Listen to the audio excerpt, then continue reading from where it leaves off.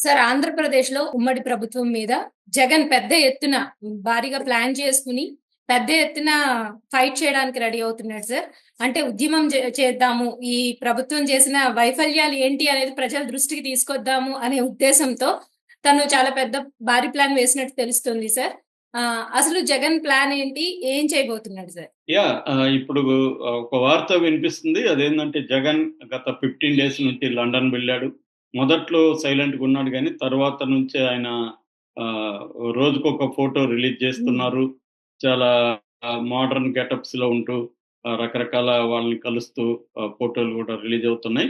So, యాక్చువల్‌గా ఏందంటే 45 రోజుల కిందటనే జనవరిలో తను ఎవ్రీ ఎంపీ నియోజకవర్గంలో వారానికి 3 రోజుల పాటు తిరగాలి అని ఒక ప్లాన్ ఉందని చెప్పారు. ఈ లోపల ఆయనకి లండన్ ట్రిప్ పడింది. వాళ్ళ పిల్లలు అక్కడ చదువుకుంటున్నారు. వాళ్ళ కన్వకేషన్ ఆ వ్యవహారాలు.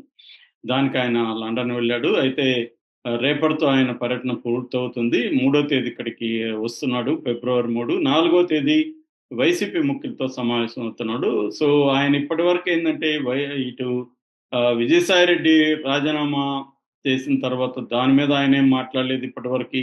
పెద్దిరెడ్డిది పెద్ద హంగామా జరుగుతుంది. పెద్దిరెడ్డి మీద అవును సార్. ఈనాడు హ్మ్. చాలా పెద్ద కథనం రాసింది. దాని తర్వాత పెద్దిరెడ్డి అక్రమాలు అడవిలో ఆస్తులు ఆక్యుపై చేసుకున్నాడు. అటవీ భూములని జెప్పి దాని మీద చంద్రబాబు నివేదిక గూడా వేశాడు. ఈ విషయం మీద గూడా మాట్లాడలేదు. అలాగే పథకాలు నేనివ్వలేను అని చంద్రబాబు చేతులెత్తేసాడు. డబ్బులు లేవు. డబ్బులొచ్చినప్పుడు ఇస్తాను. హ్మ్. ఇప్పుడు డబ్బులు లేవు గాబట్టి నేనివ్వలేనని జెప్పేసాడు ఓపెన్‌గానే. సో, ఇలాంటివి జరుగుతున్నప్పుడు ఇప్పటివరకు నోరు విప్పలేదు. సో, ఒక ప్లాన్ ప్రకారం జగన్ అటాక్ చేయాలి ఈ ప్రభుత్వాన్ని. ఎందుకంటే డైరెక్ట్‌గా చంద్రబాబే చెప్పేసాడు గాబట్టి ఇప్పుడు ఆ వీడియోని చంద్రబాబు చెప్పిన వీడియోలంతా కూడా విపరీతంగా తీసుకెళ్ళి, జనంలోకి తీసుకెళ్ళి, ఈ 8 నెలల్లో నేను గాని ఉండుంటే, నా ప్రభుత్వం ఉంటే ఒక్కొక్క కుటుంబానికి ఎంతెంతొచ్చేది అనేది లెక్కలతో పాటు ఇవ్వాలి. అట్లాగే చంద్రబాబు ఏం చెప్తున్నాడు, దీనికంతా కారణం జగనే. జగన్ గతంలో ఆర్థిక వ్యవస్థని సర్వనాశనం చేసిపోయాడు. అందుకే డబ్బులు లేవని. దానికి కూడా సమాధానం ఇవ్వాలనేది విత్ డేటా. హ్మ్. అంటే చంద్రబాబు 2019లో దిగిపోయిన నాటికి చంద్రబాబు ఎన్నప్పులు చేశాడు. ఖజానాలో 100,00,00,000 మాత్రమే పెట్టేసిపోయాడు. దాని తర్వాత చంద్రబాబు అప్పుల మీద వడ్డీ కట్టుకుంటూ నేను ఏ ఏ కార్యక్రమాలు చేశాను, సంవత్సరానికి నేను 77,000,00,00,000 సంక్షేమం దీనికిచ్చాను. దానివల్ల నాకు కొంత అప్పయింది. చంద్రబాబు అప్పు కంటే నా అప్పే తక్కువ. అట్లాగే నా పీరియడ్‌లో జీఎస్టీలు ఇవన్నీ కూడా పెరిగాయి. వృద్ధి రేటు పెరిగింది. ఇవన్నీ జగన్ చెప్పాలని ఒక ప్లానేసుకుంటున్నట్టుగా తెలుస్తుంది. అలాగే ఆహ్, కేడర్‌లో గూడా ఒక ఉత్సాహం నింపాలి. ఎందుకంటే విజయసాయిరెడ్డిది పెద్ద షాక్ అని చెప్పాలి.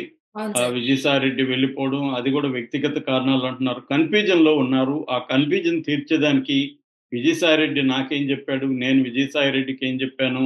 సో, దీనివల్ల మన పార్టీకి నష్టమా? లాభమా? దీన్ని ఎలా మనం ఎదుర్కోవాలి? ఇవన్నీ గూడా జగన్ చెప్పాలని ప్లాన్ చేస్తూ కేడర్‌కి ఆహ్, ద్వితీయ శ్రేణి నాయకత్వానికి చెప్పాలనే ఒక ప్లాన్ ఉంది. అలాగే ఆహ్, చంద్రబాబు ఇచ్చిన హామీలు వాటిని బలంగా తీసుకెళ్ళాలి. ముఖ్యంగా సూపర్ సిక్స్ పేరుతో ఆయన ఏమేమి చెప్పాం మహా సిక్స్ పేరుతో 18 ఏళ్ళు నిండిన ప్రతి ఆడబిడ్డకి నెలకి రూ. 1,500 జమ చేస్తానని, అట్లాగే తల్లికి వందనం పేరుతో ఒక తల్లికి ఎంతమంది పిల్లలుంటే అంతమందికి ఆ పిల్లలందరికీ 15,000 పర్ ఇయర్ వేస్తానని, అట్లాగే దీపం పథకం కింద సంవత్సరానికి ప్రతి ఇంటికి 3 గ్యాస్ సిలిండర్లు ఉచితంగా ఇస్తానని, అట్లాగే ఉచిత బస్సు సౌకర్యం కల్పిస్తామని, అట్లాగే అన్నదాత పథకం కింద రూ. 20,000 రైతుకు సంవత్సరానికి ఇస్తామని, అట్లాగే ప్రతి ఇంటికి కుళాయి ట్యాప్ కడతామని,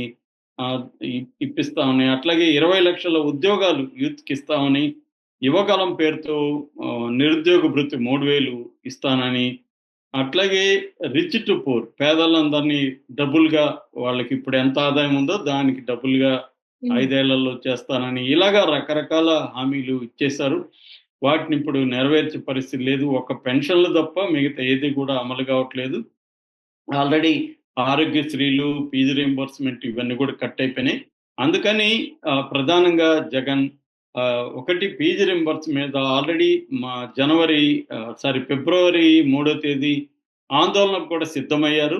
అయితే ఇప్పుడు జగన్ వచ్చినాక దాన్ని పోస్ట్‌పోన్ చేసుకొని, జగన్ వచ్చినాక ఒక ప్లాన్ ప్రకారం ఫీజు రింబర్స్‌మెంట్ మీద, తర్వాత ఉచిత బస్సు మీద, ఒక్కొక్క పథకం మీద ఎవరైతే ఇప్పుడు నష్టపోయారు కదా! ఇప్పుడు అవును సార్. ఒక తల్లికి కనీసం 15,000 వచ్చిండేది హ్మ్. ప్రతి ఒక బిడ్డకైనా. అవును. ఇప్పుడేందంటే ఈ 15,000 రాలేదు. రైతులకి జగన్ 13,000 ఇస్తున్నాడు. ఇప్పుడు అది రాలేదు. 20,000 అన్నాడు ఈయన. ఈయనకి ఆశపడిపోయారు. అందువల్ల జగన్ ఏందంటే నేను పలావ్ ఇస్తున్నా మీకు, చంద్రబాబు బిర్యానీ ఇస్తానన్నాడు. మీరు బిర్యానీ దగ్గరికి పోయారు. హ్మ్. బిర్యానీ లేదు, పలావ్ గూడా లేదు అవును అన్న సార్. స్లోగన్‌తో వెళ్దాలనే ఒక ప్లాన్‌లో ఉన్నాడు. సో, ఇది అంటే జ కూటమిలో గూడా ఆల్రెడీ కొంత గందరగోళం కనిపిస్తుంది. ఎందుకంటే ముఖ్యంగా 'పవన్ కళ్యాణ్' వర్సెస్ లోకేష్ అన్న హ్మ్. ఒక ఇది బయటకొచ్చింది. అలాగే కూటమిలో కొంతమంది సీనియర్ నాయకులు లోకేష్ డిప్యూటీ సీఎం అవ్వడాన్ని గూడా వ్యతిరేకిస్తున్నారు. ఆహ్, ఈ అంటే ఇంకొకటేందంటే గత కొంతకాలంగా మోడీ గాని, అమిత్ షా గాని పవన్ కళ్యాణ్‌కి ఎక్కువ ఇంపార్టెన్స్ ఉన్నారు. నిజానికి ఇవ్వాల్సింది చంద్రబాబు. చంద్రబాబు మద్దతు లేకపోతే అక్కడ మోడీ ప్రభుత్వం కష్టాల్లో ఉంటది. కానీ ఇక్కడ జూస్తే చంద్రబాబు అమరావతికి కొంత అప్పు తీసుకురాగలిగాడు. తర్వాత దీనికి విశాఖ ఉక్కుకి కొంత డబ్బులు తీసుకురాగలిగారు తప్ప, ఈ పథకాలకు సంబంధించి ఏ రకమైన డబ్బులు తీసుకురావట్లేదు. అట్లాగే ఇక్కడ సంపద సృష్టిస్తాను నేనైతే అప్పుడు అడిగారు అందరూ మీరింత ఎలా ఇస్తారు? జగన్ ఇచ్చిన దానికంటే మీరు జగన్ 77,000 కోట్లు ఇస్తేనే ఇంత అప్పులైతే, అవును సార్. మీరు 1,30,000 కోట్లు సంవత్సరానికి ఎక్కడి నుంచి తీసుకొస్తారని అడిగినప్పుడు, నేను సంపద సృష్టి చేసి తీసుకొస్తన్నాడు. 8 నెలలయిపోయింది. ఇప్పుడేమో ప్రతిదానికి జగన్ మీద ఎంతకాలం జగన్ మీద నువ్వు చెప్పుకుంటూ గడిపేస్తారు మీరు. అన్న ఒక విమర్శలైతే ప్రజల్లో గూడా ఈ డిస్కషన్ మొదలైంది. అలాగే గవర్నెన్స్‌కి సంబంధించి కూడా రెవెన్యూ డిపార్ట్‌మెంట్ ఇవి గాని, ఈ సచివాలయ ఉద్యోగుల్ని తగ్గించే పరిస్థితి కనిపిస్తా ఉంది. సో, ఉద్యోగుల్లో గూడా ఒక అభద్రతా భావం క్రియేట్ అయింది. సో, చాలా చోట్ల సచివాలయాల్లో ఉద్యోగాల్ని మేము తగ్గిచ్చేస్తామని జెప్తున్నారు. అందువల్ల వాళ్ళు గూడా కొన్ని సంఘాలంతా కలిపి ఉద్యమానికి పిలిపిస్తున్నాయి. సో, ఈ నేపథ్యంలో జగన్‌కి ఇది రైట్ టైము. మనం ఇప్పుడు హనీమూన్ పీరియడ్ అయిపోయింది. ఇప్పుడు రైట్ టైమ్ మనకి. జనాల్లోకి ఇప్పుడైతే మనం బలంగా వెళ్ళొచ్చు. మనకెక్కడ పోయినా ఆదరణ లభిస్తది అన్న పద్ధతిలో వెళ్తున్నాడు. సో, ఈ టైంలో ఒకవేళ అరెస్టులు చేసినా గూడా, వైసీపీ నాయకులను అరెస్టులు హ్మ్. చేసినా గూడా, అది గూడా మంచి మైలేజ్ వస్తది. అవును అంటే సార్. మేము ప్రజల తరపున పోరాడుతుంటే హ్మ్. అక్రమ కేసులు పెట్టి అరెస్ట్ చేస్తున్నారు అన్నది బలంగా తీసుకెళ్లొచ్చు అన్న ధోరణితో జగన్ ప్లాన్ చేస్తున్నట్టుగా అర్థమవుతుంది. మరి దీన్ని చంద్రబాబు ఎట్లా ఎదుర్కుంటాడు? చంద్రబాబు కొంత ఇబ్బందికరమైన పరిస్థితే. ఎందుకంటే ఆల్రెడీ పవన్ కళ్యాణ్ ఆహ్, పార్టీలో మన కూటమిలోనే ఉంటూ ఒక ఇబ్బందికరమైన వాతావరణాన్ని క్రియేట్ చేస్తున్నాడు. తర్వాత మోడీ, అమిత్ షాలు ఇవ్వాల్సినంత ఇంపార్టెన్స్ గాని, ఈ రాష్ట్రానికి ఇవ్వాల్సిన నిధులు గాని ఇవ్వట్లేదు. మరోవైపు తాను హామీలిచ్చినవన్నీ కూడా ఎందుకంటే ఆ వీడియోలన్నీ ఉన్నాయి. తాను ఏమేమి జెప్పాడో హ్మ్. అవన్నీ గూడా ఇప్పుడు ముందుకు తీసుకెళ్తారు.